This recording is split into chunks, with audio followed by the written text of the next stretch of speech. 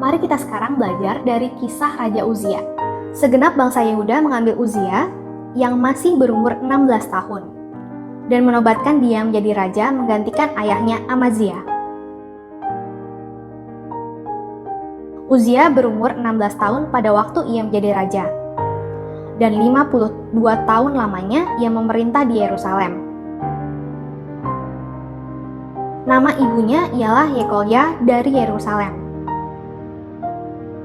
Ia melakukan apa yang benar di mata Tuhan, tepat seperti yang dilakukan Amazia ayahnya.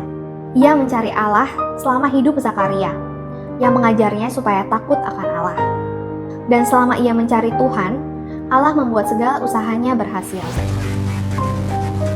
Raja Uzia yang saat itu memimpin berhasil mengalahkan kerajaan Filistin. Raja Uzia juga berhasil mendirikan kota-kota di wilayah orang Filistin. Allah menolongnya terhadap orang Filistin dan terhadap orang Aram yang tinggal di Gur Baal, dan terhadap orang Meuni. Orang-orang Amon membayar upeti kepada Uzia. Namanya termasyhur sampai ke Mesir karena kekuatannya yang besar.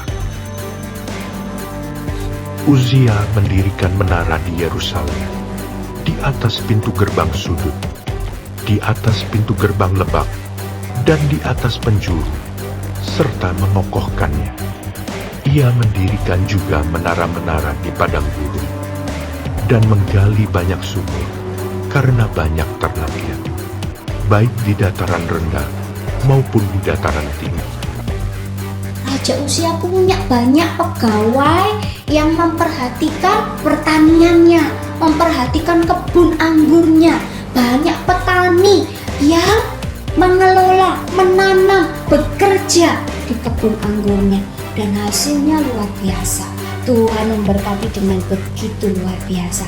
Tuhan juga memberkati para tentara yang pada waktu itu menjadi pasukannya Raja Uzia. Selain itu, Uzia mempunyai tentara yang sanggup berperang, yang maju berperang dalam laskar-laskar, menurut jumlah anak buah yang dicatat oleh Panitera Yehuda dan penata usaha Maaseya di bawah pimpinan Hanania, salah seorang panglima raja.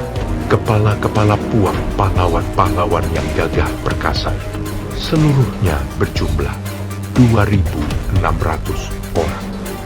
Di bawah pimpinan mereka terdapat satu bala tentara terdiri dari 307.500 orang yang gagah perkasa dalam berperang untuk membantu raja dalam menghadapi musuh. Uzia memperlengkapi seluruh tentara itu dengan perisai, tombak, ketopong, baju zirah, busur, dan batu umban. Ia membuat juga di Yerusalem alat-alat perang, ciptaan seorang ahli yang dapat menembakkan anak panah dan batu besar untuk ditempatkan di atas menara-menara dan penjuru-penjuru. Nama raja itu termasyhur sampai ke negeri-negeri yang jauh, karena ia ditolong dengan ajaib, sehingga menjadi kuat.